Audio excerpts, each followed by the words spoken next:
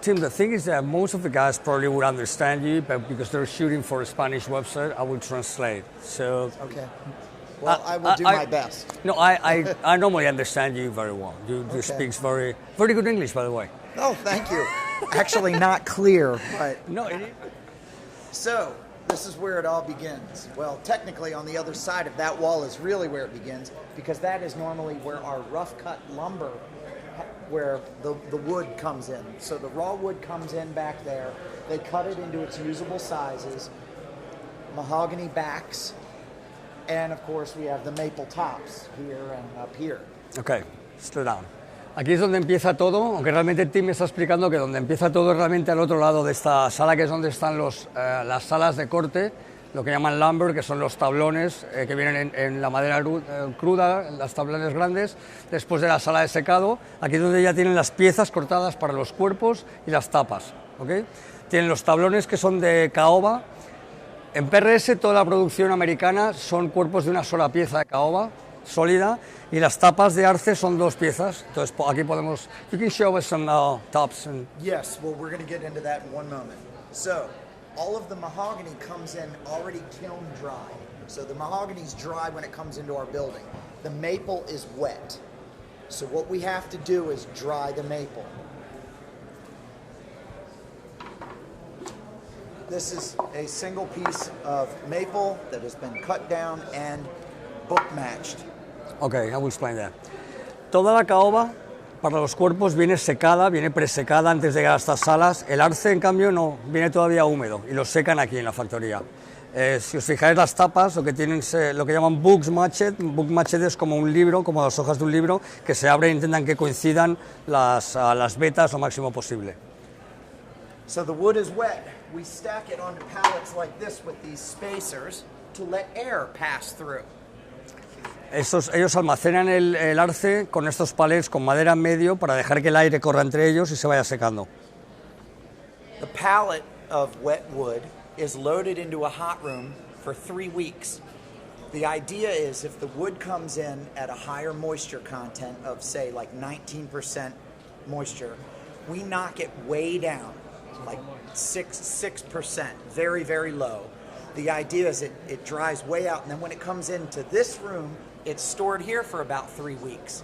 Okay, let me explain that one. El arce cuando llega se tiene durante 3 semanas. Imaginemos que el arce llega con un contenido de humedad de un 19%, lo meten en salas de secado hasta que baja around 6%, you said? Yes, knock it down. Lo bajan como hasta un 6%, 6-7% de humedad, de contenido de humedad, y lo almacenan en estos palets. Since the wood is more dry, this room is supposed to be 72 degrees Fahrenheit, 50% relative humidity year-round. So, since this wood is 50% relative humidity, it does not feel that way in here right now because we've had the doors open. The idea is now it's in this room and it's super dry, it starts taking on the moisture from the room.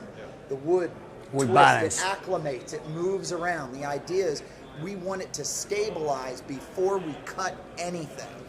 Ok, esto es importante. Lo que hacen es que al traerlo a esta sala, en esta sala la humedad es de un 50% aproximadamente. Como viene de salas muy secas con un 6%, la madera se empieza a estabilizar aquí, vuelve a coger humedad y antes de que pase el proceso de cortado de las tapas, lo estabilizan. Digamos que vuelve a coger algo de humedad. So we have the maple, we grade it. We have, like, you'll see different stripes, like yellow, orange stripes, green stripes, black and red. They're all based off of the grading of the wood. So a single green stripe is going to be non-10 top wood. Single orange, same thing, West Coast, the other's East Coast. Bueno, si os fijáis, todas las tapas en el lateral tienen un spray de un color, lo que indica es el grado. Las tapas todas se gradúan en función de la veta para hacer 10 top, non-10 top, 5 top. Entonces lo que hacen es que ponen un código de color con un spray para saber a qué corresponde. Sí, sabes que hay arce de la costa este y de la costa oeste, uno es más blanco que otro. Black and red is artist package wood, that's artist grade. Okay. El negro y el rojo es Artist Package, que es una serie superior. Es como sobre un modelo core, digamos, de catálogo, tienes un upgrade que te cuesta más dinero, que son tapas bastante más impresionantes. So we are a factory, obviously, but we are really, I consider us to be more of a custom shop. What I mean by that is, in a perfect world, I feel that in a factory you would make 20 of the exact same model, possibly even 20 of the exact same color, and move them through the line, but we don't do that. We're trying to build approximately 40 chord guitars a day, about 20 Silver Sky, the new John Mayer guitar, approximately 10 CE bolt-ons per day. But so in the end, total, we're trying to do 80 of all of the mix of guitars that we make here at this factory. Okay, let me pull that. Como Tim dice, esto es una factoría, pero es una factoría muy custom shop. Custom shop significa que en la mayoría de las factorías del mundo, cuando hacen 80 guitarras iguales de un color o 100 guitarras iguales de un color, aquí se están haciendo aproximadamente 20 Silver Sky John Mayer por día, 20 Core guitars por día, como otras 20 y tantas C24, con lo cual es como, digamos, un custom shop a gran volumen. Quiero decir que no hacen series muy grandes. En total, how many guitars a day around? We're trying to do 80 total. That's what we're shooting for, but realistically we're probably at about 70 a day. Okay, so el objetivo es hacer unas 80 guitarras al día, de momento están como alrededor de 70. Intentan aumentar un poquito la producción, lo cual es difícil con unos estándares de calidad tan altos, pero bueno. So some of the things that you'll see as we go through, we have our normal core guitars, which are the most difficult for the regular shop to make, but we also have our new S2 line and CE24 bolt-ons and the Silver Sky, which is also a bolt-on. We have some construction differences and differences in the materials that allow us to drive the cost out of the S2, CE, and the Silver Sky guitars. So an example of that, since we're here, if you notice the thickness of a normal core top. This is the normal thickness. This is the thickness of an S2 or CE24 guitar top.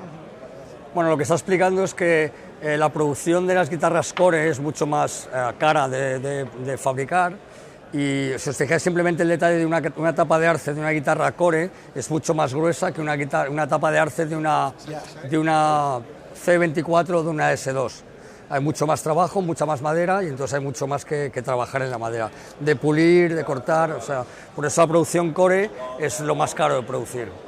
So because of that thickness, it's less expensive to buy that wood than to this. So realistically, it's about 2 maple tops for an S2 you could make out of 1 core top. Claro, dice que la tapa de una S2 es prácticamente la mitad que una tapa de una Core.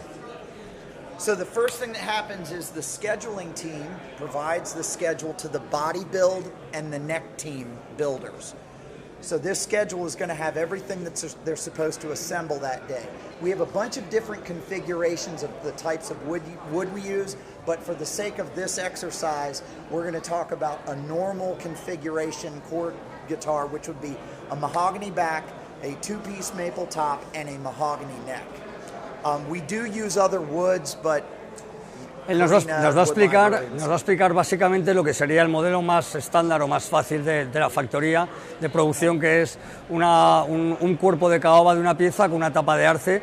Dice que realmente eso es un más complejo en la realidad, porque la factoría hace muchos más modelos con otras maderas. Entonces, al final, el concepto de una especie de custom shop a lo grande es lo que estamos viendo aquí. So let us go over here to the body build section first. Vamos a la sección de construcción del cuerpo.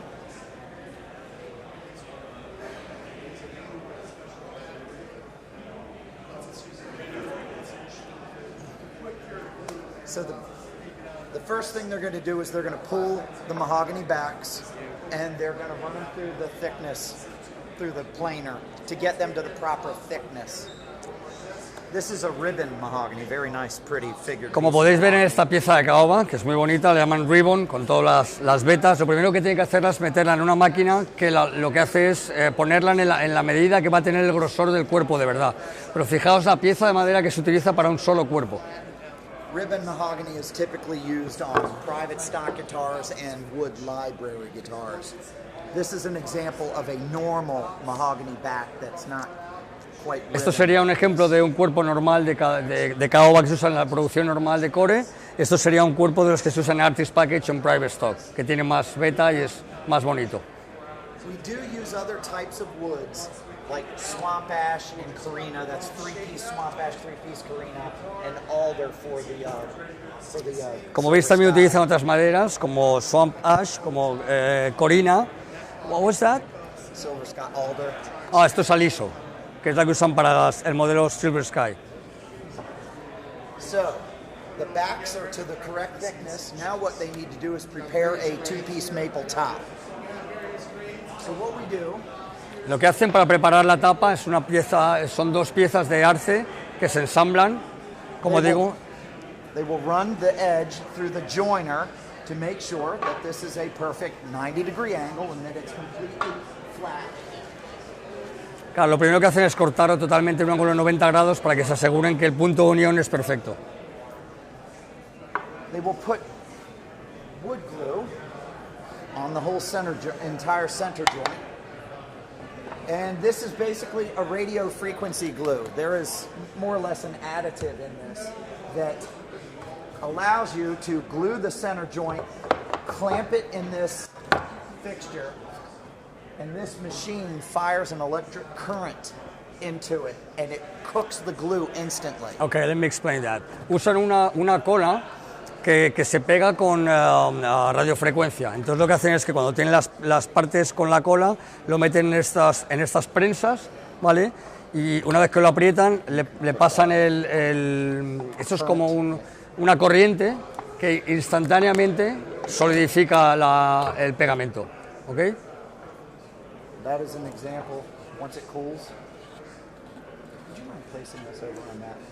How long it takes to do this, like glue We're it? talking like 4 minutes, 3 to 4 minutes. Como It's en very tres- quick. tres- Once it cools down, it's good to To run go. through the plane. You won't be able to separate it.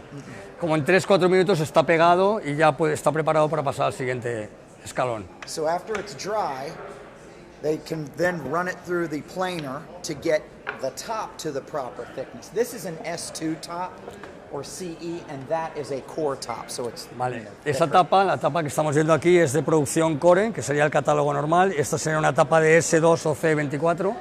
Y lo que se hace es que se mete en esta máquina para darle el grosor perfecto. Once that's ready to go, they roll glue onto the mahogany, and then they glue the maple cap onto the back. They clamp them in the hydraulic press. Okay, una vez que está hecho el cuerpo y la tapa de arce, se pegan y se llevan a las prensas hidráulicas que tenemos aquí.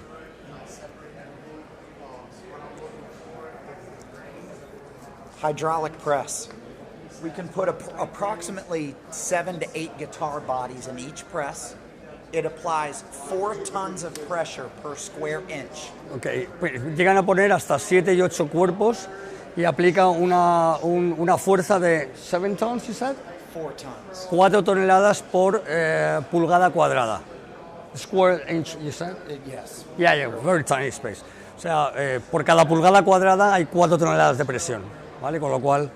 We leave them clamped overnight, Okay. 24 hours, and that is just to make sure that we don't want the binding, the maple side. We don't want any bad glue joints. Okay. Lo dejan 24 horas para asegurarse de que no hay ninguna junta donde se pueda abrir la separación entre la tapa y el cuerpo. When we load these in, it's typically the mahogany back, the maple top, and then we put this spacer. What this does is this is a universal shape.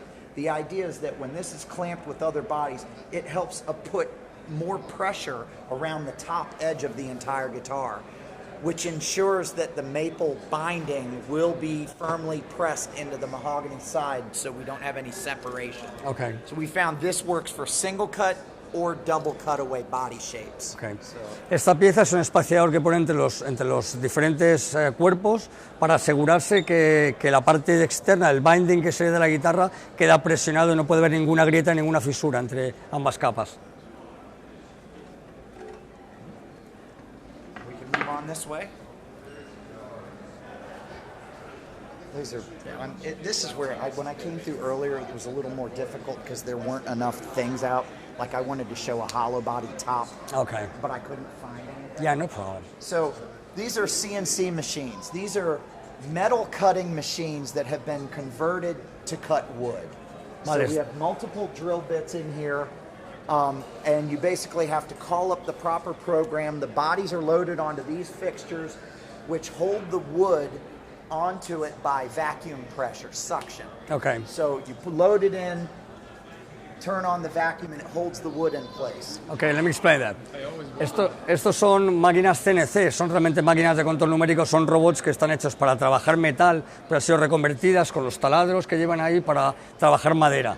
Los cuerpos se ponen en estas prensas que lo que hacen es que por succión, aquí tienen un sistema que lo que hace es succionar el cuerpo para que se quede pegado y poder trabajar en el robot, en la máquina que taladra, para hacer todos los huecos que necesita el cuerpo. So all of the bodies are cut over here. The operator has to make sure they call up the proper program. The original, these machines replaced what used to be called the duplicarver. Okay. That was another machine that was more hand operated. It was like a kid's drawing toy, Yep. where you had a pencil here or even a dummy bit, and then you had the pencil over here with a little arm, and you draw it here and it would trace it over here. Yeah, I remember that. Same thing. The operator had a dummy drill bit. We had an aluminum jig of the top of the guitar shape, and they would take this dummy drill bit, plastic bit, and push it over the shape, and then it would carve the body on this side. Okay. So it was like one top at a time. We were doing probably about 35 guitar bodies a day at that time. Okay. That's back in like between 89 and 92, something like that. Okay. Then CNC machines became more accessible. Yeah. That's when we switched to using these. Making the life easier. Well, let me explain this. En el pasado estas máquinas no estaban, se hacía un trabajo manual que era básicamente como algunos juguetes de los niños que tienen un molde aquí y lo que tú haces aquí la máquina reproduce en otro lado. Entonces era un trabajo mucho más manual y para hacer un arctop realmente tardaba mucho más. Desde que había que hacer cada cuerpo de uno en uno, mientras que eran las máquinas de control numérico, pues hacer varios cuerpos a la vez. Before we had the CNC, we had to actually make the guitar first. So the way they would do it is we'd have private stock people, as well as Joe Nags, who formerly was here. Joe Nags and his team with Paul would basically hand chisel guitar tops. And the way they did that, I'm not sure if you all are aware of it, but a guitar top starts off about this thick. And what they would do is they would draw, almost plot it out like it was a map with little rings, and they would put it on a drill press and literally plunge cut. This would be more deep, follow all the way around the line, and then it'd be a little less. And they do these plunge cuts with the drill press all the way around. Then they take a chisel and go, beep, and then it would knock it out. Wow. And then you have to hand sand it. So That's amazing. That's how the first ones were done. And then once the shape is right, it can be digitized in the machine, and then every one can be cut to the same spec. Wow, that's a good story. En el pasado, gente como John Nags, que empezó trabajando con Paul Smith, hacían esto a mano y hacían literalmente en el bloque que salía del primer corte con la tapa de arce, dibujaban a lápiz como un mapa, donde luego iban a ir prácticamente con un cincel cortando, o sea, delineando el arctop, ¿no? Lo que es el biselado de la tapa, ¿vale? Y luego tenían que pulir o sea, lijar a mano. What year was this type of construction? Well, I would say that I started with the company in 1989, and I want to say CNCs probably came on in the mid-90s. Is what I'm just going off of my memory here, because I know when I was there back in 89 to like 92, we still had that duplicarver, and typically it was usually a guy that operated the duplicarver, and he was usually fairly muscular because it was all day pushing this machine back and forth. So machines are much more efficient. Este sistema, let me translate just a minute. Tim lleva prácticamente 30 años en la compañía y dice que este periodo donde se hizo la transición, porque al principio era un trabajo muy muscular, o sea, el tipo que tenía que hacer el cortar con la máquina esta es un trabajo duro, ¿no? Entonces dice que la transición se hizo como aproximadamente a finales de los... you said the transition was in around 85, 90s? No, 89 is when I started, so it was What- like to probably mid-90s, I'm thinking. Is when A we mediados de los 90 es cuando cambiaron al sistema de máquinas de control numérico. O sea que realmente hubo un periodo importante de la compañía que se hacían prácticamente a mano. You remember that the first McCarthy is 1994? It's 1994, the first McCarthy. Yes. That was done in a CNC machinery? Okay. Okay. O sea, los primeros modelos McCarthy, que son del 94, 95, se hicieron con ya las primeras máquinas de control numérico. We can move over this way. So, this is a hollow body 2. A hollow body 2 uses 2 maple tops. The side, or sides, but the side of the whole entire body is a one-piece of mahogany. So it's a piece of mahogany this thick, and the entire thing is hogged out to give you a rim, a shell of the guitar body. Then the top and the back are glued onto it. Okay, and what's the bridge and the pickups are on the... The bridge has a support in mahogany right under here that the top glues in, so it's like this round. It's a support Okay, right here for the bridge, so let me explain. but it's built into it. I don't have one to show. El modelo Hollow Body 2 realmente son dos tapas de arce y realmente no es los laterales, que es un bloque de caoba que ha sido totalmente carveado, ha sido vaciado y las tapas se pegan y solo hay un soporte de caoba en el centro de la guitarra. O sea, no es un cuerpo de caoba que han hecho cámaras y ponen las tapas, sino que son dos tapas con un borde realmente de caoba y un soporte para el puente. Por eso es una hollow body total, no es una semi-hollow. The inside of the top is also carved, Okay. just as the outside, so that it stays even It's thin. thickness. Claro, las tapas también han sido lijadas o digamos rebajadas, con lo cual siguen la curva de la guitarra, por delante y por detrás. Realmente son tapas finas. Okay. How do you make the mahogany sides? It's a single piece of mahogany. Es una pieza de caoba que ha Like sido back there, you saw vaciada. that, and the whole thing is hogged out. Hogged out. Really? It becomes a rim of mahogany, and then a top maple a cap is glued on the top and the back. Esto explica por qué, por ejemplo... I'm sorry. No, I was explaining that why the Hollow Body 2 is a very expensive guitar. You need a lot of wood, and then you just throw it away. We used to make an arch top. The arch top was this thick, single piece, back and sides. The whole center was hogged out. One piece of wood. It was a lot of wasted wood, so we stopped doing it. Although I think private stock will do it. It was just too much wood. Exactly. Como está explicando, el tema es que la misma pieza de caoba que hemos visto antes, para hacer este aro lateral, realmente es un bloque que ha sido vaciado previamente, con lo cual se tira un montón de madera. En el pasado, que todavía está disponible en private stock, está el modelo PS15, que es una hollow body gorda, y lo mismo tenían que vaciar un pedazo de madera increíble, porque todo eso se tira, para hacer nada más que los laterales. O sea, no es como los fabricantes de acústicas que hacen los aros con una capa fina. Esto es un bloque que ha sido vaciado y dos tapas de arce. Es muy caro de construir. So if you notice, this is off the CNC machine, and you see the ball cutter marks. You can feel how rough this is. Yep. Well, it's very close to the correct shape. This now needs to be sanded, and we usually start with 3 different grits.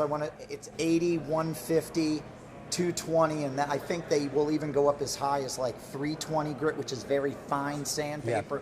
The idea is they need to remove all the cutter marks and have all the sanding scratches go in one direction, so that when it gets over to stain, they can stain the guitars and you won't see any scratches in them. Okay. Si os fijáis, el cuerpo, ahora mismo todavía, como sale de la máquina CNC del robot, tiene las marcas de las herramientas, digamos, de los taladros que dejan las cicatrices. Entonces lo que tiene que hacer este cuerpo ahora es pasar al lijado empiezan con, yo creo que hacen 3 tipos de lija distinta que usan para dejarlo totalmente, quitar todas las marcas digamos, de los escalones que crea la máquina y dejarlo perfectamente en la misma dirección para pasar al siguiente escalón. Otra cosa que explica por qué son caras estas lijarlas por dentro también, porque muchos compradores miran el interior de la guitarra a través de las Fs y quieren que no haya astillas ni desperfectos, que algunos fabricantes no hacen también y dejan rebabas, que se llaman, ¿no?, como pequeños cicatrices. Entonces ellos tienen que lijar dentro. Pone el ejemplo del modelo Santana, que no lleva la parte de atrás de la tapa, donde están los muelles. Eso se tiene que lijar antes de hacerse. Okay.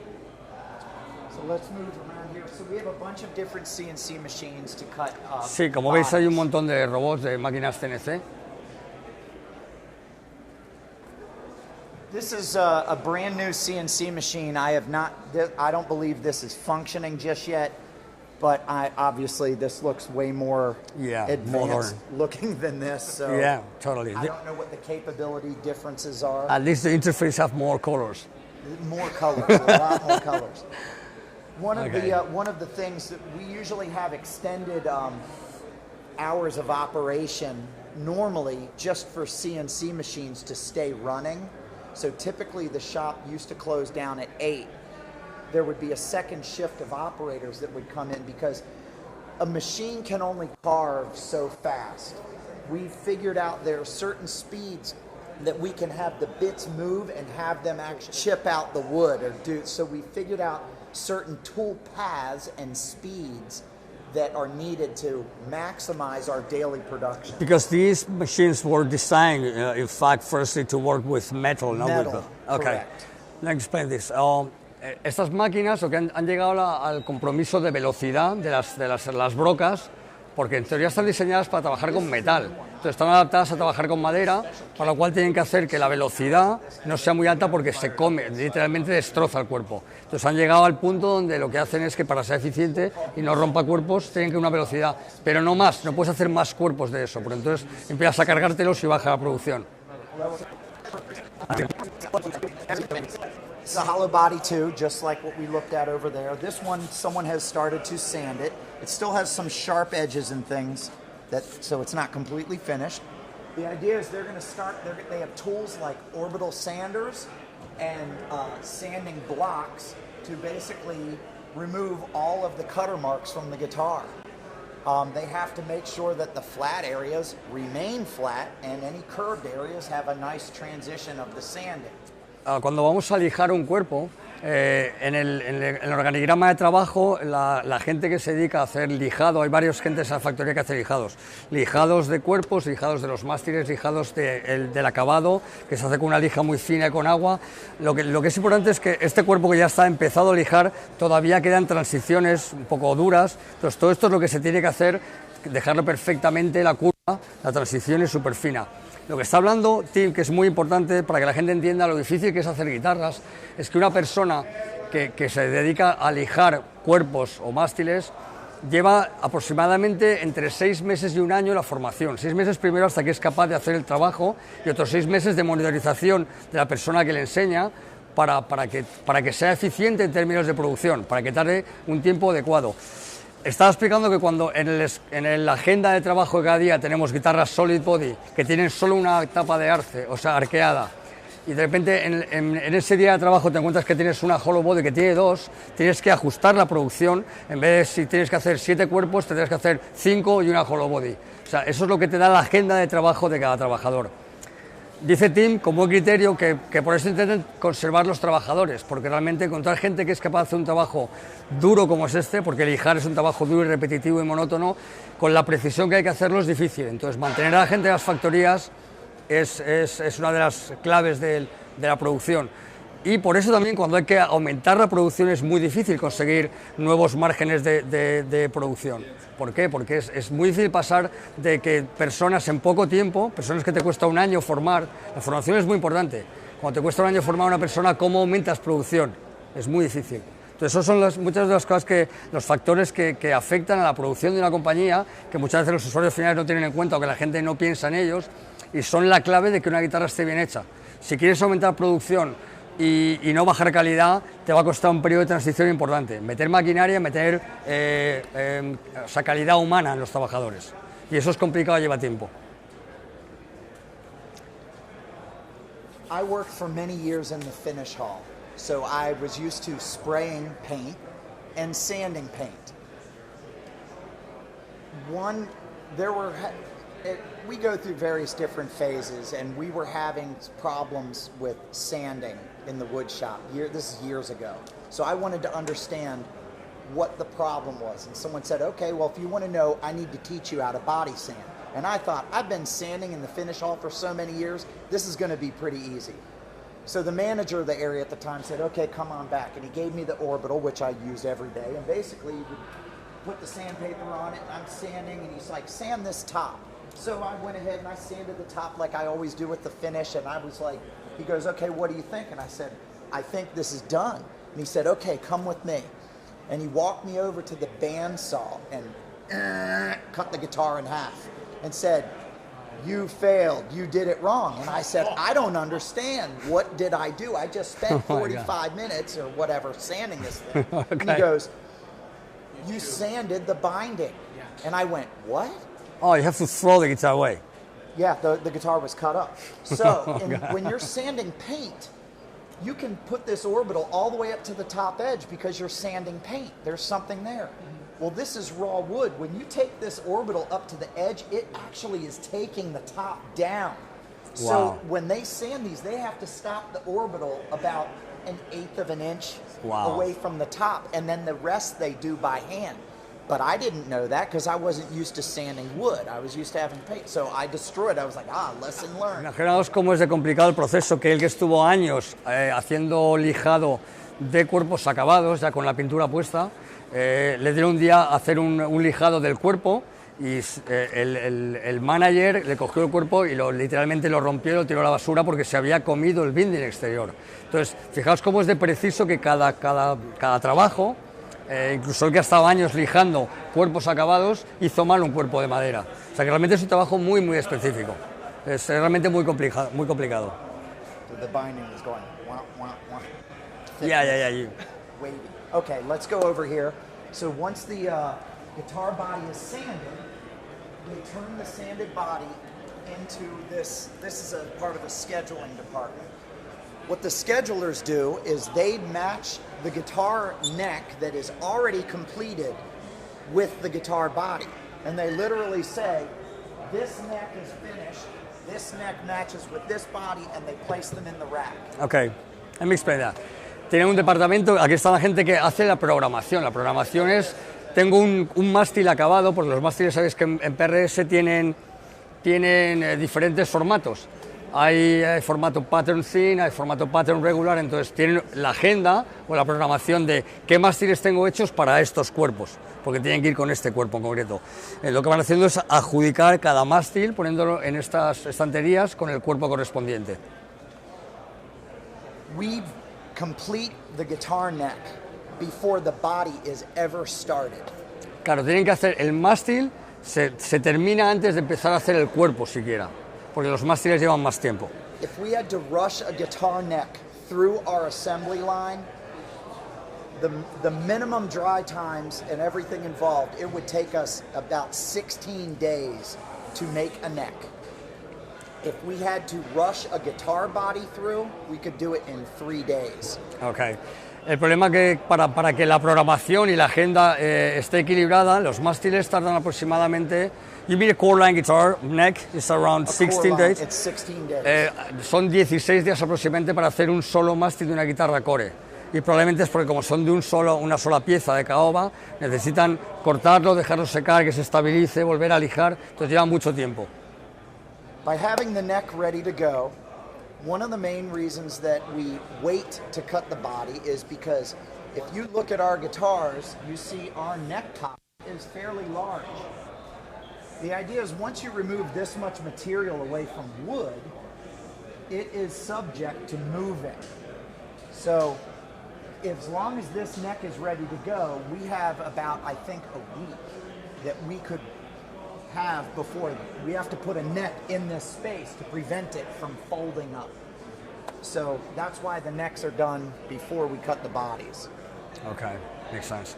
Dicen que tenéis, como veis en los cuerpos, tienen un hueco muy grande lo que llaman el pocket, es el hueco para el mástil es muy grande y bueno, lo que hacen es ensamblar, fijaos qué tapas. Lo que hacen es ensamblar cuando ya está el mástil hecho.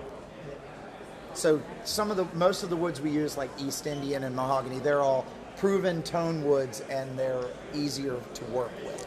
Está explicando que, por ejemplo, en los mástiles se utilizan casi siempre caoba o arce, porque es una madera mucho más estable. Cuando hacen algún mástil de cocobolo, el cocobolo es una madera que es muy complicado saber si después de mucho trabajo no se va a romper. Y puedes llegar a tener 5 mástiles de cocobolo y que solo uno te funcione. Entonces son maderas que tienen mucha inestabilidad, es complicado.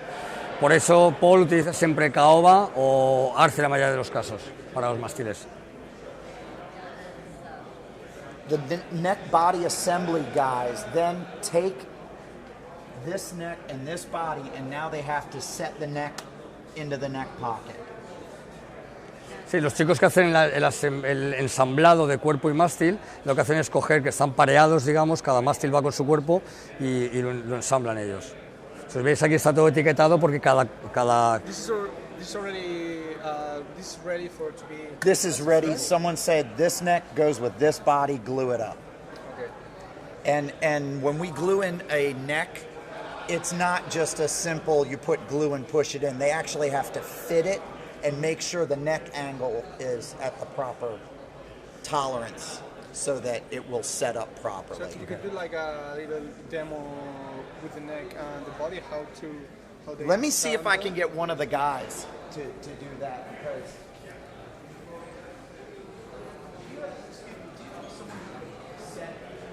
glue it up, but like set the neck into the body pocket. Like over here. Rob, you heard that, right? Sure. But set the neck in. We just want an example of here's fitting it in. I figure I'll do it and I'll get it jammed in. Well, none of these are. Yeah, they're not sanded. Yeah, exactly. So just the idea of like here's how it would be done. Yeah. Because he wants to, I guess, do a photo. Should I go through a little dialogue, or you just want? You can do like a little, yeah. Okay, so the majority of the necks, it's a large dovetail, and they're intentionally oversized, so it's an interference fit between the neck and the neck joint. This is typically cut 10 to 5 thousandths oversized of the neck joint, depending on the model. At this stage, someone would have a granite or stone block with adhesive back sandpaper on it. They would do a dry fit of the neck, then they would go back by hand, take a few strokes on the sandpaper, do a few passes, remove a little bit of wood, and then test the fit again. And that'll happen several times. Someone develops a correct fit until it's a nice press fit at that point, which they'll be able to seat the neck all the way down into the body. Okay, let me explain that to translate it. Lo que está contando es que la gente que hace ensamblaje del cuerpo con el mástil, normalmente cuando están pareados, pero el mástil siempre tiene la parte del ensamble está sobredimensionado, es un poco más grande de lo que cabe en la cavidad del cuerpo, con lo cual cada trabajador lo que hace es que va lijando milímetro a milímetro para hacer que hacia un lado, hacia otro, va probando hasta que ensambla. Realmente está sobredimensionado, lo que tiene que es rebajarlo un poquito para que entre en el hueco. Eso le va a dar mucha estabilidad. Y la transmisión de la vibración también importa, ¿no? Que está tan apretado que realmente lo que hace es que transmite mucho mejor la vibración de las cuerdas al cuerpo. Eso es. Esa es la idea. So that process that Rob just described is what they would do right here. En esta parte es donde se hace ese proceso ensamblado, como veis hay un cuerpo con un mástil. Ahí están los trabajadores que ensamblan los cuerpos y los mástiles.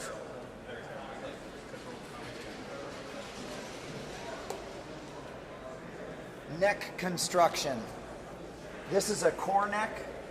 These are the S2, CE24, and John Mayer style. Okay. Esto es importante porque es donde está una de las piezas más importantes de la guitarra, que es el mástil. Estos son los mástiles de la producción Core. Todas estas series son S2, C24 y John Mayer, ¿vale? La mayor diferencia es que estos mástiles están hechos de una sola pieza de caoba.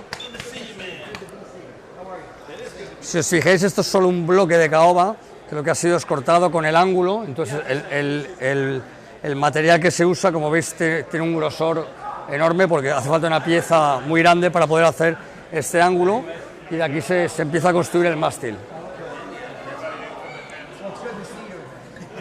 Estos son los diferentes pasos del proceso. Luego se hace una ranura donde va a ir el alma del mástil, ¿vale? Por eso él explicaba que un mástil de una guitarra core se tarda 16 días en hacer aproximadamente, mientras que un mástil de una guitarra S2 o C24 se tarda un par de horas en hacer. Y después los otros van ensamblados, son 2 tablones encolados, como la mayoría de los fabricantes han hecho toda la vida, que es ensamblar o, digamos, encolar 2 tablones con el ángulo. Aquí el ángulo se hace de una sola pieza, con lo cual es mucho más costoso. Una vez que tenemos esta pieza, se pegan las aletas que van a dar la figura de la pala típica de PRS. El mástil no es tan ancho, se le pegan 2 aletas laterales y luego se recorta. Como veis, va teniendo la forma y acaba siendo un mástil de una sola pieza. Esto es un bloque que ha sido cortado con el ángulo, las 2 piezas adheridas a los lados, se ve la cicatriz aquí, ¿ok? Y por supuesto los agujeros donde están alojados los clavijeros están en la zona central, que es donde se transmite mejor la vibración, es donde está la pieza única, ¿ok? Lo otro es simplemente un adorno estético. O sea, que este es el proceso de dónde empieza y cómo acaba. Exacto, exacto. Empieza incluso antes en un bloque de madera gigante. The rain is coming.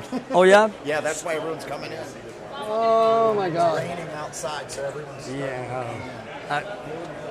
Okay, let's go. Did you already go through all No, of no, this? okay, let's go and do so I did already you this did one. this. Yeah, Okay. so let's One go with... piece of neck.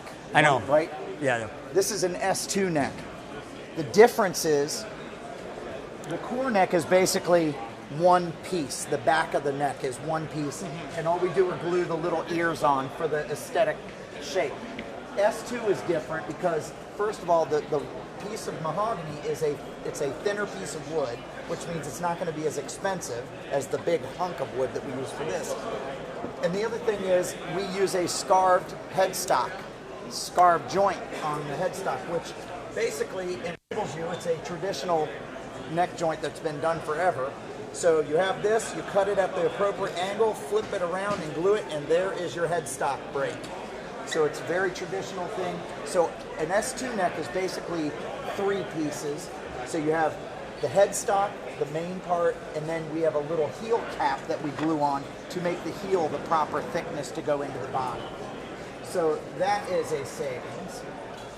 And let's see where Let me go over it a little bit. Está explicando que en las series S2, C24 y UME realmente son 2 piezas encoladas, aunque son 3 piezas porque, como veis, la parte que hace el taco de contacto, lo que llaman el pocket, o sea, el hueco donde entra el mástil de la guitarra en el cuerpo, es otro bloque aparte que se pega luego, realmente, ¿okay? Entonces, como ha dicho él, se cogen 2 piezas que se... Oh, sorry. That's okay. Oh my God. That's okay. Se cortan estas 2 piezas, se da la vuelta y con esto tienes el ángulo de la guitarra de la pala, ¿okay? Que es el método tradicional de hacer un mástil de guitarra. La mayoría de constructores, Gibson, todo el mundo ha construido guitarras así, con una pala encolada con el ángulo. Okay? Sorry, I just No, you're good. It's okay. That's a sample, I know. Doesn't matter. So, did you talk about the dual action truss rod? Yep, yeah, okay, yeah. Same thing. Dual action truss rod. Insert. They make sure that the rod is inserted properly and sealed with this little insert that's glued over it, because you don't want this sound. Let me see if I can do it. Here it's clacking, it's like rattling. That means that this truss rod is not seated all the way properly in the channel. That means even if the truss rod functions, when you play it, it will probably vibrate, and the amplifier will probably pick up that sound, which means that guitar would have to be cut up. Okay. It can't be fixed. Está explicando que cuando tienes el alma es un alma de diseño que tiene doble acción. Diferente a otros constructores, este alma va para los 2 sentidos, ¿ok? Entonces lo que hacen es que tiene que estar bien apretado en posición para que no vibre el alma dentro del hueco del mástil. Está haciendo así para que se vea que el alma no se mueve, no vibra, ¿vale? Porque si no, eso se va a pasar al amplificador. Lo que está explicando es que el mástil de la S2 es un mástil que se hace, como hemos dicho, con 2 tablones encolados, y el total de una guitarra core aproximadamente está diciendo que implicando el secado, la construcción del mástil, puede llevar como unas 24 horas, 26 horas hacer una guitarra core, mientras que una guitarra S2 puede estar en torno a unas 6-8 horas, lo que es de fabricación. O sea que estamos hablando de casi 3 veces más que una guitarra core.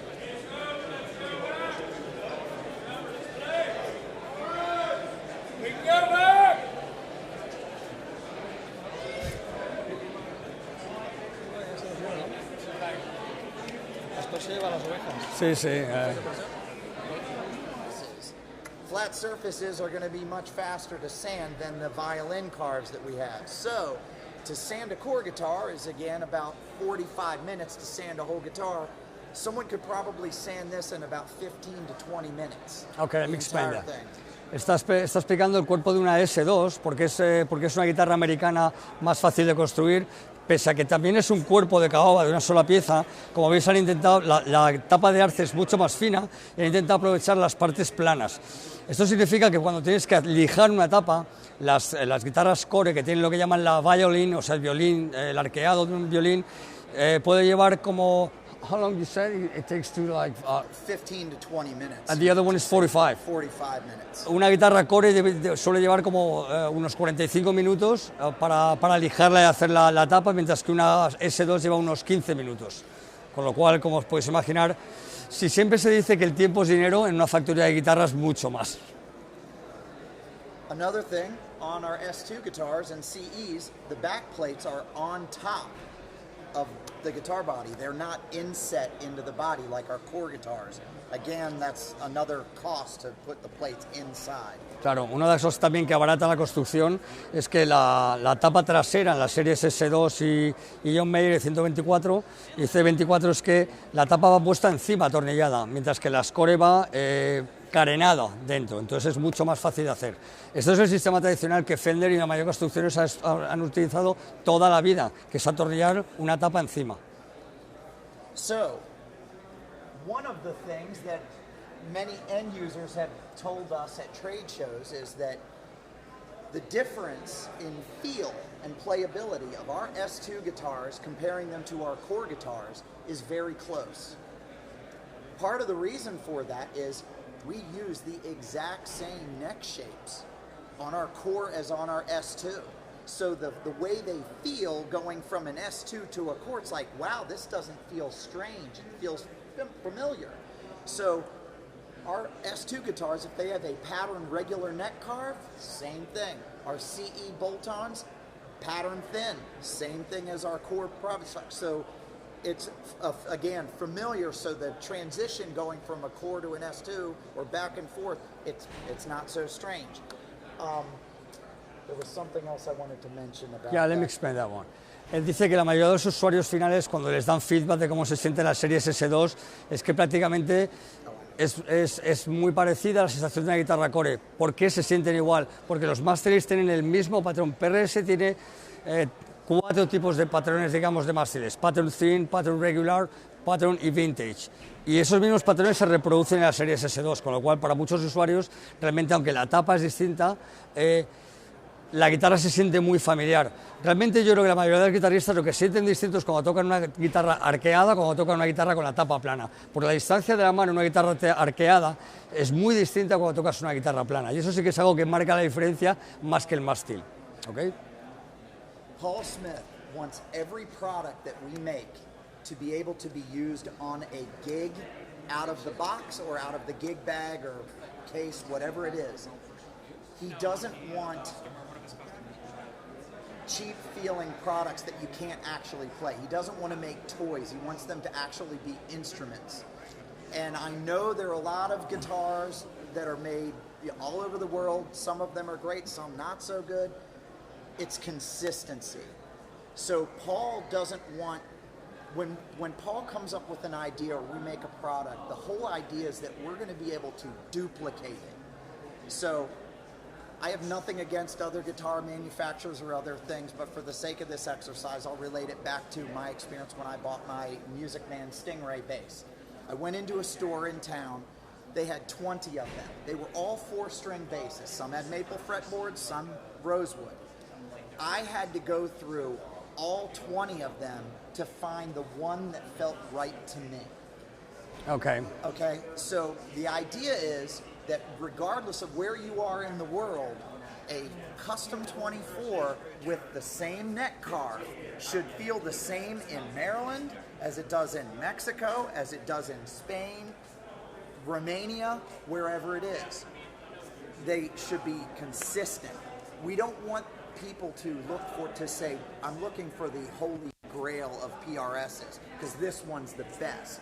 We want to be able to say, this one we tried to make this one the best, and look, we duplicated that over and over again. Okay.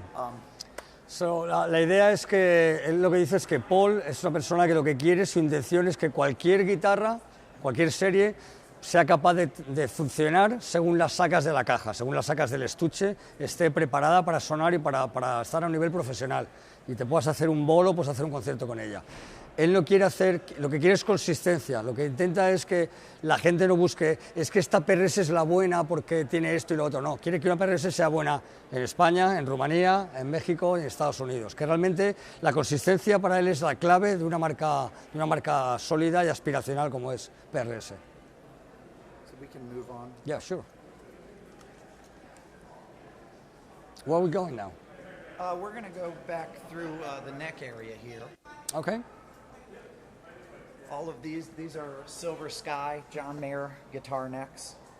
Everything, the birds are a little bit smaller, and everything on this neck is to John Mayer's specifications. Todos estos son mástiles de la Silver Sky de John Mayer. Si os fijáis, los pájaros son un poco más pequeños, el patrón del dibujo del pájaro, el inlay, y todos los mástiles son con las especificaciones que quería John Mayer. De hecho, ha sido muy comentado el tema de la pala al revés, que mucha gente quizá lo que no sabe es que cuando él diseñó este mástil y esta pala es porque esta curva es más grande porque él, como siente su Stratocaster del 63-64, tiene esta curvatura y sus manos son grandes y quiere tener esta sensación. Entonces no es solo una pala PRS dada la vuelta, sino que es algo más que eso. Ha habido mucho trabajo en este mástil para hacer lo que sea con la sensación que John quería de un mástil vintage con radio 725 pero que funcione muy bien. Decían del equilibrio, ¿no? Que tenía Sí. más equilibrio con el peso. Sí, y también porque él durante mucho tiempo intentó, han estado 2 años de proyecto haciendo la Silver Sky, que para mucha gente es una revisión de una Stratocaster, realmente es eso, pero es algo más. 2 años de proyecto haciendo que cada detalle cuente para hacer una guitarra que John sea capaz de tocar en todos los escenarios y sea una vez más, sea consistente cada noche. Cuando tú llevas una guitarra original 63-64 por el mundo de gira, con cambios de temperatura, de humedad, hay problemas, ¿no? Y aunque lleves un buen técnico, él lo que quiere es que cada noche su guitarra se sienta igual, y eso es importante. Como es una Stratocaster con un cutaway o digamos un cuerno más alto que otro, después de mucho tiempo y muchas horas de diseño con los mejores diseñadores del mundo, casi cualquier pala que le pongas a una Stratocaster que no sea una pala de Fender Stratocaster se siente rara. Esa es la verdad, por eso mucha gente lo critica. La realidad es que esta pala tiene un ángulo, como las mayores PRS, que ayuda a la afinación, porque cuando la cuerda tiene un pequeño ángulo, ayuda a que esté bien afinada y las cuerdas salen muy rectas, prácticamente rectas desde la cejuela a los ligeros. Este es un mástil de arce, que normalmente sabéis que PRS los hace de caoba, pero bueno, para una guitarra como la que quería John Mayer, esto es el material. Es rosewood, es palo santo en el diapasón, y bueno, simplemente tienen los inlays distintos. El pico es más alto y está, lógicamente el pico de la Stratocaster, el alto está en este lado y el corto está en este lado, con lo cual lo tenía que hacer al revés para que tuviera una especie como de equilibrio. When we're planning our product mix for what production needs to build, we have to take into consideration whether it has a maple neck or a mahogany neck. It is much easier to sand a mahogany neck than a maple neck because maple is so much harder, it slows the sander down. So much like the body sander, if they have to sand 15 necks, I'm just throwing a number out, 15 necks all mahogany, they could probably do that and go, okay, this is a normal day. But once you have maple necks and then the rest are mahogany, it's going to take, the numbers all of a sudden start to go down. So they actually have to plan that to say, okay, we can do 15 maple necks, and then the rest of the 40 will all be mahogany necks. They have to consider that because we don't want to set goals on production that are completely unrealistic, because then all that means is you're going to fall further and further behind on your planned schedule for the year. Bueno, está explicando que la programación, una vez más, como ha explicado con los cuerpos, dependiendo del material que tienes que lijar, la diferencia es importante en producción, porque lijar un mástil de una Silver Sky o un Meyer que es arce, el arce es mucho más duro que la caoba, con lo cual lleva mucho más tiempo. Entonces, cuando una persona que se dedica a lijar mástiles tiene su programación diaria, digamos en su agenda, tantas unidades, cuando de repente entra esto en juego, la producción va a bajar. Parte de los problemas que tenemos ahora mismo, que son muchos valores que los modelos Silver Sky vienen porque todo esto afecta a la producción. La gente muchas veces no piensa que fabricar guitarras es una cosa muy compleja, y todos los equilibrios, en cuanto metes un material nuevo en la cadena de producción, afecta al número de unidades que puedes hacer. Es así de complejo. Y estos son el día del Experience. Durante la fiesta del Experience, que se hace cada 2 años en la factoría, hay público final que viene, y algunos de ellos se dedican a tintar, a teñir trozos de madera que luego se llevan a su casa y experimentan con los colores. Y está muy bien. O sea, realmente es abrir la fábrica para que la gente pues tenga la experiencia, ¿no?, de la factoría de PRS. So I'm guessing someone will come back and collect these like souvenirs. Yep. Esta parte es bonita. Okay, the neck and the body are glued together, and they come in here, and this is our stain area. As you can see, looking at the guitar tops, many different colors.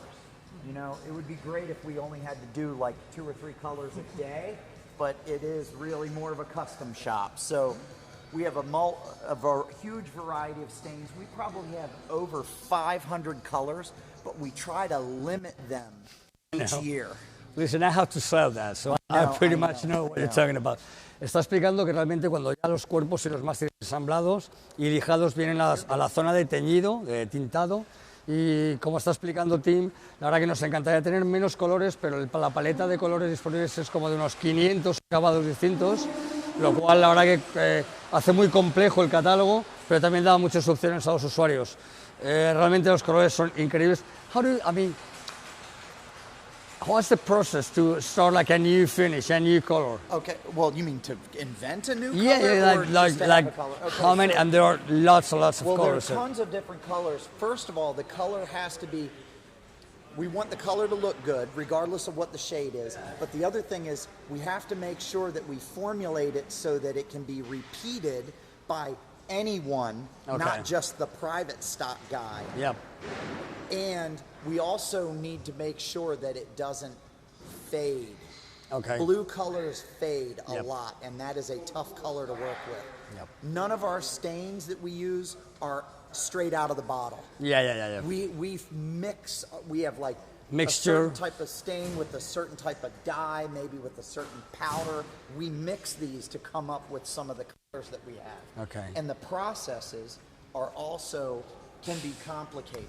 Es importante destacar que lo que está diciendo es que si os fijáis que esto puede ser como en un día de trabajo, los diferentes colores que hay, pensad que otras factorías a veces hacen simplemente guitarras de un solo color y pueden producir un montón de guitarras ese mismo día. Aquí en un solo día hay no sé cuántos colores.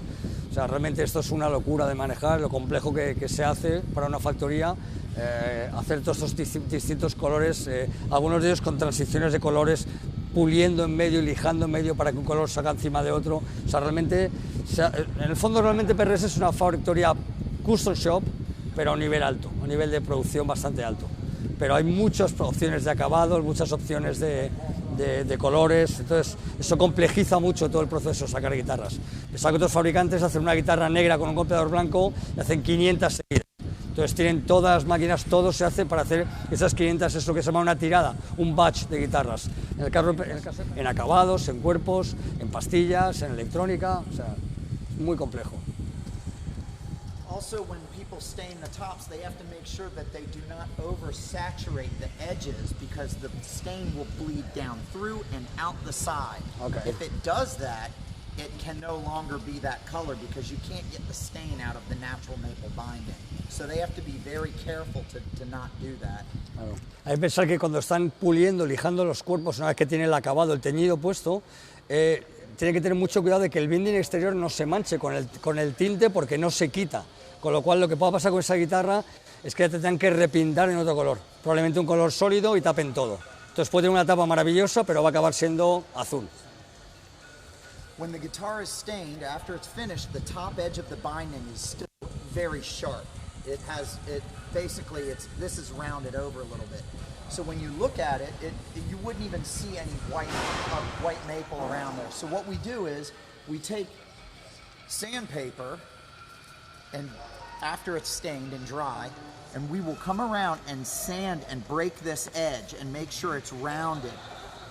And the goal is when you put your hand up next to it, you should be able to see an even amount of white maple all the way around the guitar, because we're just cutting, we call it cutting the binding, which means you're getting the sharp edge off.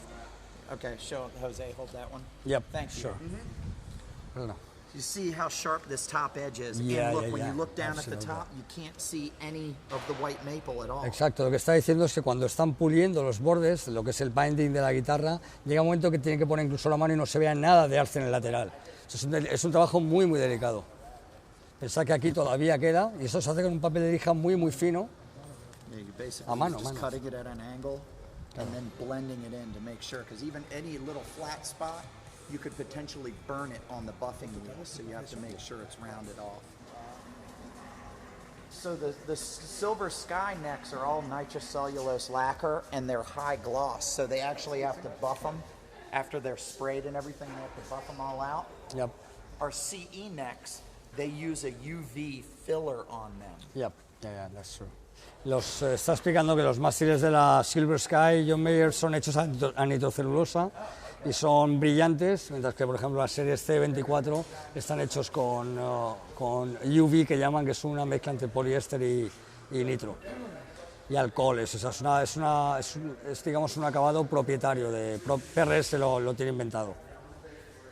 This is an example of the guitars, after they're stained, they get sealed and sprayed with a base coat material. The base coat material then gets sanded with 220 grit. It levels the finish off, makes sure it's completely smooth.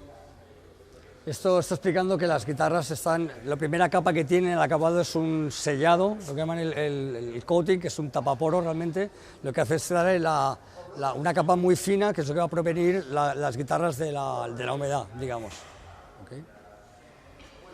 These guitars have been masked for painting. So anything, if this back is supposed to be a black back, they've taped off the white binding and the top, which is stained a color. And then when they get it into the room, they'll spray black on the mahogany, covering the mahogany, and then they'll let that dry, and then they peel the masking tape off, clear up the tape lines, and then spray top coat clear over it. So this is prepped for top coat color. Esta primera acabado que se da de tapaporos, ahora sí se lija, por ejemplo, si la guitarra va a tener el cuerpo de color negro, lo que se hace es que se pone cinta adhesiva para tapar las partes que no van a ser pintadas, y aún así luego se pinta y se lija. All of these guitars are ready to be painted with color coat. All of these also, they've been masked off. Those are S2 guitars. These are core guitars, many different colors. When the painter gets the guitar, they look at there's a code sticker inside the guitar. There's a sticker inside the guitar that tells them what the color is supposed to be. So this is OB, so they look at that and they go, oh, I know what I'm supposed to do. They know what color the back is and they know what burst color to do. Vale, aquí están las guitarras preparadas para ser pintadas, llevan un adhesivo dentro que la persona que va a hacer que va a pintar el acabado sabe el color que tiene que hacer para cada guitarra. Como veis, aquí hay un montón de colores cada día, o sea, la verdad que no hay una consistencia, no es que haya un solo color cada día, sino que van cambiando. Come over here, because this is the super secret tour. This is private stock. This is some of the private stock finishing. Okay, how many people work here? Again, private stock total is between 8 and 12 people. Private so stock? It's a small dedicated crew. So right now, you could probably have a private stock built quicker than you could a core guitar order. Because there are way more core guitar orders. Yep. Ahora mismo hay muchas más guitarras pedidas, pendientes de entregar en las series Core que en Private Stock. Private Stock de todas maneras es un equipo muy pequeño, son entre 8, 10, 12 personas y esta es la parte que tienen para hacer sus guitarras. Aquí es donde empieza la parte increíble de esta factoría. It's just a piece of wood the way it was and they literally stained it. Esta va a ser una guitarra multiescala. This is a multi-scale guitar. Is it? I think don't so. know. Oh, it is. It's a fan fret thing. Entonces, si os fijáis, tiene una parte del mástil con los trastes más separados que la otra, probablemente sea una escala 27 a 25, con lo cual tienes como, puedes tener un barítono, la tensión de las cuerdas graves, son multiescala. Wood. I mean, they painted it, but that is natural wood, and they've said, hey, let's stain this section. And leave the other but how did they select the section to stain? How did they outline this? Oh, no. It was just the natural wood, and they decided, hey, we're going to do all this spot in red. La madera ya es así, lo que ha hecho es natural, o sea, no está pintado, sino que este trozo It's a y el resto. freakish piece of wood. That's all. It's a piece of wood that just, happened to be. Sometimes we get tops that are really strange, and they can do some really neat stuff with them. But it's an exception. That's not the norm. Ya. This Gotcha. is an example that I want to show you of the staining capabilities. That is all stained. That is not sprayed at all. Claro, eso está teñido, está hecho a It's mano. stained, and they fade it, and they sand it, and they do a bunch of different Y things. hacen la Honestly, I trans- don't even know, but Dice que that casi is no not sabe an cómo lo easy hace. thing to do. like So a they're very, reverse- very talented. Yeah. First teardrop, Exactly. Yes. right? Yeah. And I've seen them do it where it looks like, I thought they sprayed a sunburst on the guitar, and none of it was sprayed. It was all stained. They faded the entire thing. And I Sí, lo que was está explicando es que no está hecho con spray, sino que la técnica es teñido con una almohadilla, realmente van tintando, ¿no? Tiñendo la madera con una especie de algodón o de esponjita. That's just the wood. They stained it, but that's the top, some sort of spalted wood. Ese es el patrón de la propia madera, simplemente ha sido teñido y sale ese piece of wood. patrón. La madre que la parió, mire ese fretboard. One is off the gun, you put a flattening agent in the paint and you spray it right off the gun. It dries and you don't touch it. However, you have to worry about the paint gun having El team lo que está explicando que realmente esto es como un custom shop, toda la factoría, pasa que esto ya es rizar el rizo, esto ya es una movida. Pero la mayoría de los fabricantes, te lo digo yo, cuando iba a Fender te decían, no, estaban haciendo Stratocaster negras con golpeador blanco, y hacían 500, y ponen las máquinas así, y pum, pum, pum, eso es lo que hay hoy y mañana, pasado y el otro, y luego haremos tal en otro acabado, y eso es lo que es distinto, aquí hacen cada día, no sé cuántas guitarras distintas, con distintos acabados, distintas pastillas, distintos cuerpos, distintos grosores de mástil, entonces es muy complejo, es muy complejo. Y una de las cosas que más me sorprendió cuando llegué era eso, que yo dije, bueno, es que hacéis todos los días de todo, y tienes que tener una preparación de agenda, digamos, claro, pues si tú tienes que hacer Santanas, con el mástil de una Santana, pastillas de Santana, el mismo día haces Custom 22 y 24, Hollow Bodies 2, o sea, la programación de eso es una locura, ¿sabes? Para que todo llegue al final y tengas cuerpos de esto, mástiles de lo otro, todo, o sea, encajar las piezas es muy complejo. De hecho, mira las cosas que me ocurre con ellos, con el equipo de Export Sales Teams, es que cuando yo hago un pedido para un país y, por ejemplo, me dicen, quiero este modelo, este otro, lo quiero ese, es que no sé qué tal y cual, hasta que eres capaz de consolidar todo eso, pueden pasar meses. Entonces, nosotros tenemos la suerte en Europa, que en Europa tenemos un flujo constante y hay material, ya no así, todo no va a estar, ¿no? Pero imagínate Indonesia, que me pide un pedido de no sé qué tal y cual, hasta que yo consigo que todo eso esté preparado y encajado. Dentro de la fábrica y metido en producción. Claro. Encajar con, no, que producción sea capaz de encajar eso hasta que llegue un punto que lo tenemos todo. es una locura. Y piensa que la parte que nos salva es que hay cosas que vienen, por ejemplo, de Corea o de Indonesia, que podemos hacer shipment directo, o sea, envíos directos con programaciones, con containers, tal y cual. Pero lo que sale de esta factoría, esto es 8 bolas en el aire. ¿Sabes? Es muy complejo. So some of our private stocks, if you see them out in the world, some of them have very pretty like flame maple back plates and things like that. Yep. So here are examples of some plates being made. These are rosewood. However, anytime we put a rosewood or a wooden maple plate on the guitar, it isn't a standard thickness. All of the back plates that are wood in our guitars are typically thicker. The reason is you can't have a super thin piece of, say, figured maple that's been stained. It will eventually start to warp because it's too thin. Okay. So when they're speccing out a private stock, they have to actually ask the customer, do you want wooden back plates stained or rosewood or whatever, or do you want the normal? Because they have to make sure that if they're going to use wood, that they recess the back plate holes, cavities deeper. Okay. Fíjate la complejidad que hablábamos cuando vemos guitarras private stock por el mundo que tienen las tapas traseras de madera. Esas maderas tienen que ser más gordas, lo que quiere decir que para que esa madera entre aquí, el hueco que tienes que dejar en esta guitarra en concreto, tienes que hacer que esta superficie sea más baja que en una guitarra habitual, que iría una tapa de plástico. Entonces, el detalle llega hasta tal punto que como esto van a ser piezas de madera, tiene que tener mayor grosor que una tapa normal. ¿Por qué? Porque si no, cuando la tiñes, esa madera se empieza a doblar. Entonces tienen que hacerla más gorda, lo que implica que la cavidad donde va la tapa también tiene que ser más profunda. O sea, el detalle de private stock es bestia. En esta parte hacen los lijados y te hacen la estabilización, o sea, el equilibrio de los mástiles y de los diapasones, ¿vale? Es donde los lijan y los dejan efectivamente. So they can lay it on a fretboard to make sure the fretboard is flat. This probably won't work with this, but it goes over the frets so they can make sure that when it's the wrong scale. But anyway, you get the point.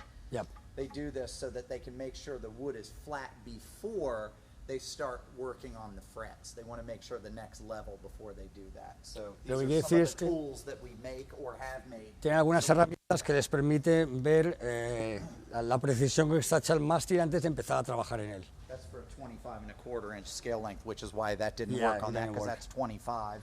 Yep. Let's see. So over here, this is where they final prep the guitar. After they spray color on it, they have to peel all the fine line tape and masking paper off of it. They handwrite the serial number on the back of the headstock, and then it goes into this top coat spray room for clear. Okay. O sea, en esta parte, todo este área lo que hacen es quitar las cintas que han puesto para prevenir cuando pintas las partes que no se pueden teñir, y de aquí pasamos a la zona a esta sala que es donde está el acabado, digamos la segunda capa que pone encima del teñido del tapaporos. Esta parte de la factoría, que si os fijáis el aire está más limpio, y aquí es donde se marcan los posibles defectos que hayan para volver a pulir las cosas que han quedado mal en las tapas. Se marcan y se inspeccionan todas las guitarras y se marca dónde tienen que, digamos, hacer las reparaciones. This is the dirtiest room in the building. This is the buffing room. Vale, esta es la sala de pulido. Dice que estas salas de pulido, realmente antes tenían 3 partes donde hacían pulido, con lo cual había 3 oportunidades de quemar el acabado, porque cuando estás puliendo, las máquinas tienen mucha fuerza y lógicamente puedes llegar a quemar el acabado. Y realmente una de las ruedas pule y la otra es simplemente quitar el polvo. The guys that do this are also extremely skilled, because I've seen a guy, they can buff out a guitar in like 20 minutes. And not only can they buff it, but they do it with style. Yep. They'll sit there, they'll put their finger in the back plate and spin the guitar around on their finger. So they'll buff it on the body and they'll go, whoop, spin it around, then buff the headstock. They're like, really, it's pretty, they're really good, because some of them have been doing it for quite a while. Dice que la gente que hace los pulidos, que realmente son casi artistas, cómo manejan los cuerpos y son capaces de hacerlo casi con arte, ¿no? Como quien hace pizzas. Sí, sí, sí. But this is definitely, I mean, this is the kind of room when you work in here, you better put on Yeah. head coverings, because you will get wax on everything. You'll get in your car, it'll be like your skin, you know, you have to cover everything up. Sí, las personas que trabajan aquí van cubiertas hasta arriba porque realmente te llena el... It is a tough job. Es un trabajo duro y muy, muy especializado. I think this back here was, and let's see. So after the guitar goes in for buffing, it comes out here where they wipe it down and they check it over. If it looks good, they send it over to assembly. If it doesn't look right, they mark it up with grease pencil and put it back up here, so then the buffer can come back and take it in and spot buff those areas. Sí, antes nos preguntaban que quién es el que da o quién ve qué pasa en cada digamos en cada paso de la fabricación. Entonces en cada digamos área hay un manager o alguien que revisa, que inspecciona el material. Si la guitarra, por ejemplo, tiene algún defecto, se marca, como veis aquí, para que se vuelva a pulir o se repare el defecto que tienen. Si no, pasa a la sala de ensamblado, que es donde pondrán la electrónica y final assembly. Then we go to electronics. Yes, we'll head over there. Claro, que So we have many different parts. They use the ModCat sticker in the guitar to know what parts they're supposed to be. Okay. Which is mainly, what are the electronics? A lot of times you can tell just by looking at the guitar. Sticker. Yeah, it's a sticker inside. But it also tells them what color the hardware is supposed to be. We have 3 different types. We typically have nickel, gold, or hybrid, which is a mixture of the nickel and gold. Yep. So they have to make sure they put the correct hardware on the guitar. Now we have machines, and even now, Paul, like when Paul was working on the John Mayer guitar, Paul took one of the guys, Jason, and had him winding pickups full time.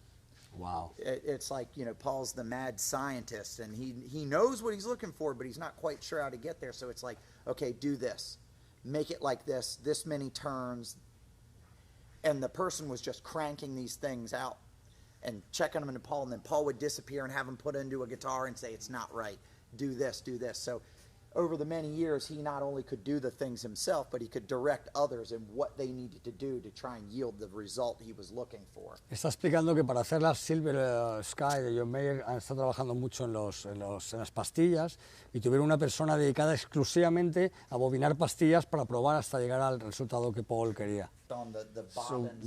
what I heard is that So this is an example of Team, what I heard is that the thickness of these and the material affects dramatically the can, sound. and also the length of the wire on certain types of pickups. The wire, there's Dearborn versus Belden, which is like the metal mesh covered. This is an example of pickups. So what they do is they have 2 separate bobbins, and they wind them the specific amount of turns. We do have CNC machines which are around the corner. If I knew where the lights are, I'd probably turn them on, but nope, they're not there. Oh, they're around that corner. They moved them also. Yeah. We can go through here. So that the wire that's on those is very, very fine, almost hair-like. Yeah. Now I can't relate to that because I don't have hair, but if I did, it would be like that. Okay. So they wind the pickups a certain amount. What you see there are lead wires. There's a lead wire on the inside and the outside of each individual bobbin. And then someone has to tape those wires together. They solder the wire to the leads, and then they wrap them with tape. Mm-hmm. And that's when they take that pickup base that you had over there, and they use, where's the press? I don't even know where they moved that to. They basically put the slugs and screws. They put the slugs and screws into the pickup bobbins and bolt everything together, and then they're ready to check them out. Another thing that we have is wax. We use paraffin wax to pot some of the pickups. I believe some of the more vintage, like not so hot pickups don't require as much, but all the hotter pickups, higher output pickups, you have to pot them. At least we do. My experience, you do, or otherwise the pickup will just squeal out of control and will be too microphonic. Okay. I know that a lot of really old vintage guitars that sound super cool were wound so they're not so hot, but they also can, you know, squeal and have a lot of things. And I know that, you know, over these many years, Paul has looked at many different pickups, like how do you make a single coil not have this hum? How do you make a soap bar not have the 60 cycle hum that they have? Yep. And he's done that Paul's guitar here at the show. PRS llevan pastillas hechas aquí en la factoría, o sea, hay algún modelo que lleva Seymour Duncan o algún artista que quiera algo muy específico, pero todas las guitarras PRS, todo se hace en la propia factoría, o sea que fabrican, no montan pastillas de un fabricante y las montan Están los artistas ahí que van a salir a tocar ahora. Y entonces todas las pastillas las hacen aquí, las hacen en la factoría. Paul, de hecho, ha estudiado mucho el mundo de las pastillas, desmontó una PAF original del 57 y tal, compró el mismo proveedor de hilo de cobre, y tienen, de hecho, bobinas que le compran al mismo tío que le compraba Gibson en su época. O sea, eso lo conoce por la época de Ted McCarthy, que fue presidente de Gibson USA, y Ted McCarthy... you have a picture you sent me with Ted McCarthy. Él era un chaval, me mandó una foto que él era un crío. How old were you at that time? Like 18? No, I could have been 21, maybe 22 years old. Me mandó una foto con Ted McCarthy y él era un chaval flaquito. He used to come to our shop all the time. He's been here at the factory a bunch of times. Yep.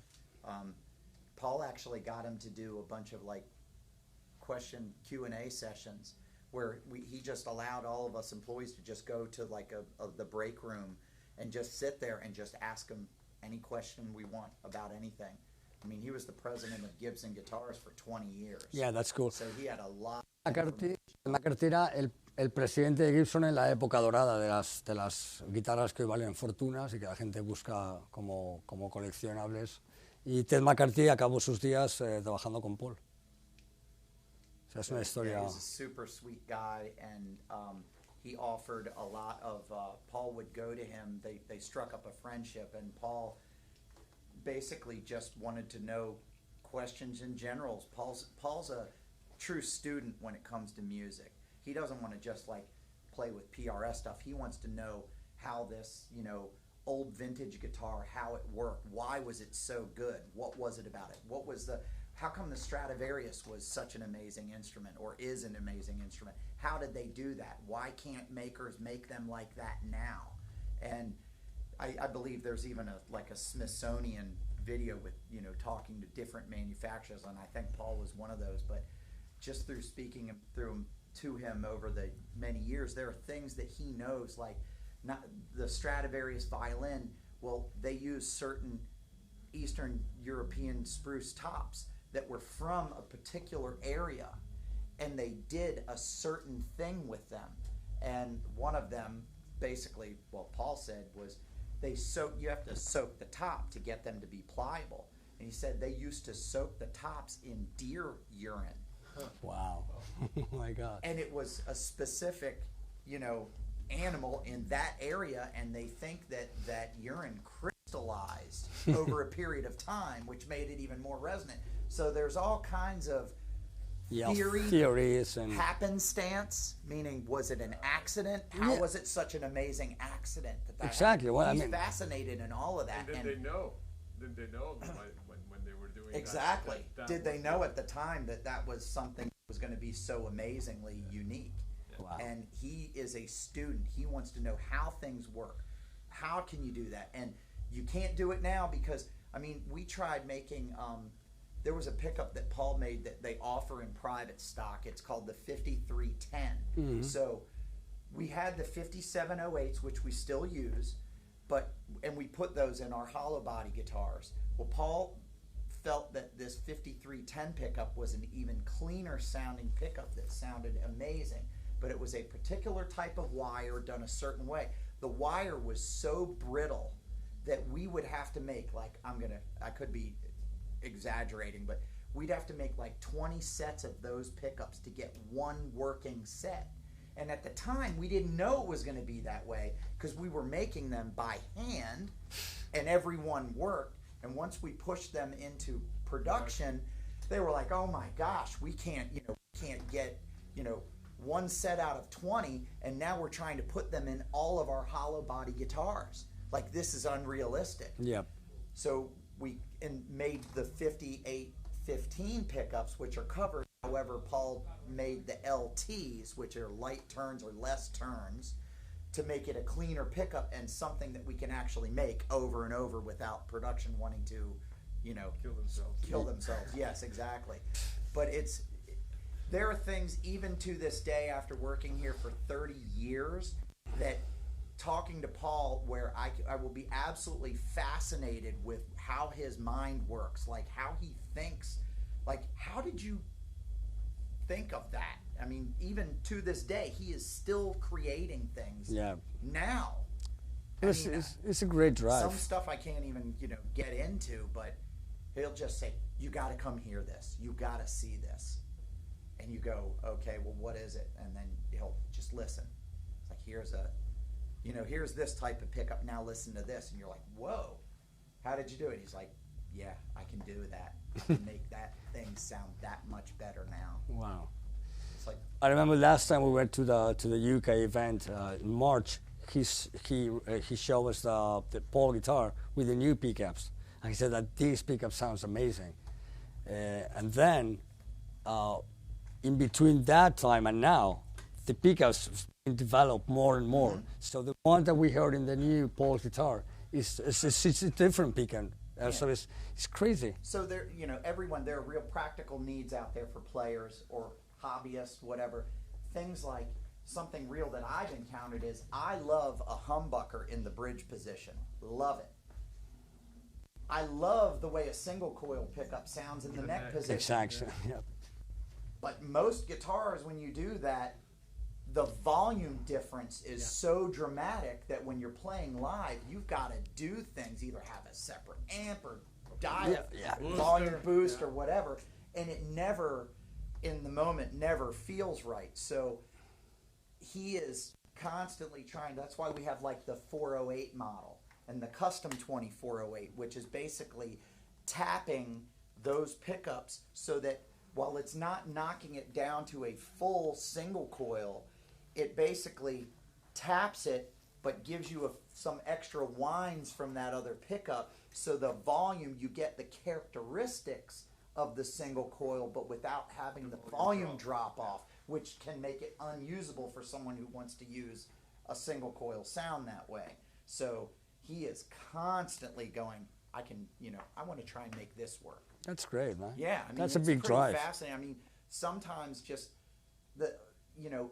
almost every bolt, you would think, oh, well, you want to drive cost out of the guitar? Well, here's the thing. We're going to use these screws. We need screws to put on the tuner buttons. And Paul will say, well, even if you could buy them at a hardware store, it's like, nope, it can't be plated with that material. And I want the head on it shaped differently so that it blends in with the... So now it's not an off-the-shelf screw. It is a custom screw, and that's every little part adds up to the cost. So every contact point, is it steel versus brass versus aluminum, and those combinations with certain pickups, with certain wires, contact points from the types of the wells that are in the body, all of that stuff makes the instrument resonant with and without the amp. And he looks at all of that stuff. It's pretty amazing. Even now.